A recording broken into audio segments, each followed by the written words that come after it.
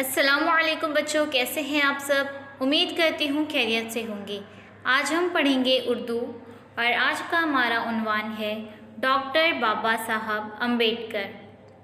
तो चलिए सबक पढ़ने की शुरुआत करते हैं। एक ज़माना था जब हमारे मुल्क में ज़ात पात का रिवाज आम था। बहुत से लोग दलितों को कमतर समझते थे। उन्हें कुओं, झीलों और तालाबों से पानी लेने की इजाज़त भी नहीं थी।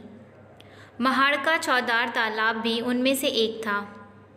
आखिर एक दिन लोग इस नाइंसाफ़ी के ख़िलाफ़ उठ खड़े हुए और चौदार तालाब के किनारे पहुंच गए। ये उस ज़माने की बात है जब हमारे मुल्क में ज़ात पात का रिवाज आम था, यानी कि ज़ात पात में फ़र्क करते थे कि ये ऊंचे हैं, ये नीचे ज़ात के लोग हैं, और दलितों को कमतर समझते थे, उन्हें नीची ज़ात समझते थे। और दलितें जो है, ये ज़ात है जो दलित, उन्हें कुओं, झीलों और तालाबों से पानी लेने की इजाज़त भी नहीं थी। महाड़ का चौदार तालाब भी उनमें से एक था जहाँ से इन्हें पानी लेने की इजाज़त नहीं थी। आखिर एक दिन लोग इस नाइंसाफ़ी के ख़िलाफ़ उठ खड़े हुए। क्या हुआ कि दलित लोग जो हैं वो लोग मिलजुल कर इस नाइंसाफ़ी के ख़िलाफ़ उठ खड़े हुए और चौदार तालाब के किनारे पहुँच गए। कौन लोग? दलित लोग, जो नीची ज़ात के होते हैं, जिन्हें ऐसे समझा जाता था। उनके लीडर नौजवान भीमराव अंबेडकर थे। भीमराव पिछड़ी ज़ात से ताल्लुक़ रखते थे। सबसे पहले उन्होंने तालाब में उतरकर पानी को छुआ। दूसरे लोगों को भी हौसला मिला और उन्होंने भी ऐसा ही किया। इस तरह तालाब का पानी सब लोगों के लिए आम हो गया। इनके लीडर कौन थे? नौजवान भीमराव अंबेडकर, जिन्हें किस नाम से पुकारा जाता है? बाबा साहब अम्बेडकर। ये कौन से ज़ात से ताल्लुक़ रखते थे? ये पिछड़ी ज़ात से ताल्लुक़ रखते थे। और जब सब लोग इस नाइंसाफ़ी के ख़िलाफ़ खड़े हुए और वो लोग भी चौदार तालाब के किनारे पहुँचे, तो उनके लीडर कौन थे? भीमराव अंबेडकर थे। सबसे पहले उन्होंने तालाब में उतरकर पानी को छुआ। दूसरे लोगों को भी हौसला मिला, तो उन्होंने भी क्या किया? इसी तरह किया। इस तरह तालाब का पानी सब लोगों के लिए आम हो गया। डॉक्टर बाबा साहब अम्बेडकर का असली नाम भीमराव सतपाल था। वो सन 1891 में मध्य प्रदेश के एक गांव महू में पैदा हुए। उनके वालिद रामजी सतपाल फ़ौज में मुलाजिम थे। क्या बताया जा रहा है कि डॉक्टर बाबा साहब अम्बेडकर का असली नाम भीमराव सतपाल था और वो सन 1891 में मध्य प्रदेश के एक गांव महू में पैदा हुए। कौन से गांव में? महू में। उनके वालिद रामजी सतपाल। उनके वालिद का क्या नाम है? उनके वालिद का नाम है रामजी सतपाल। और वो उनका क्या पेशा था? वो फ़ौज में मुलाजिम थे। बाद में मुलाजिमत ख़त्म करके वो सतारा में आबाद हो गए।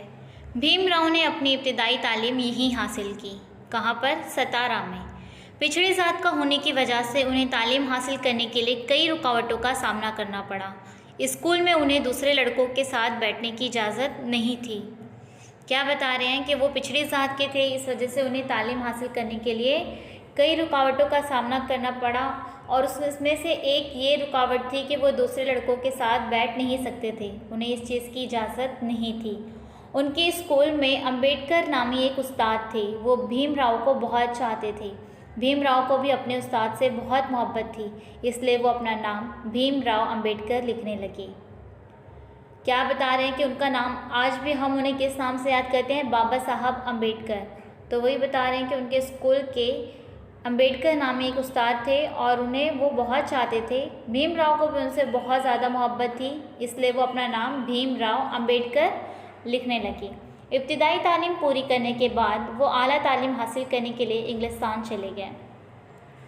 इंग्लिस्तान से लौटने के बाद डॉक्टर अम्बेडकर ने मुल्क से ज़ात पात की तफरीक को मिटाने का पक्का इरादा किया, क्योंकि ये पिछड़ी ज़ात के थे और हमारे मुल्क में पिछड़ी ज़ात पात में बहुत ज़्यादा फ़र्क किया जाता था और उन्हें बहुत सारी चीज़ें ऐसी थी जिनकी उन्हें इजाज़त नहीं थी। तो जब वो वहाँ से लौटे इंग्लिस्तान से, तो उन्होंने ज़ात पात की तफरीक को मिटाने का इरादा किया। उस ज़माने में दलितों को मंदिरों में जाने नहीं दिया जाता था।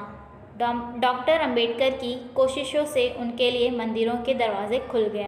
क्या होता था कि उस ज़माने में दलितों को मंदिर में जाने की इजाज़त नहीं थी, वो लोग अंदर नहीं जा सकते थे मंदिर में।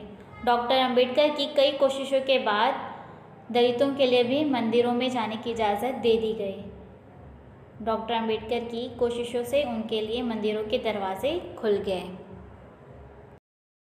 डॉक्टर अंबेडकर कहा करते थे कि समाज में इज़्ज़त की ज़िंदगी गुजारने के लिए तालीम हासिल करना बेहद ज़रूरी है।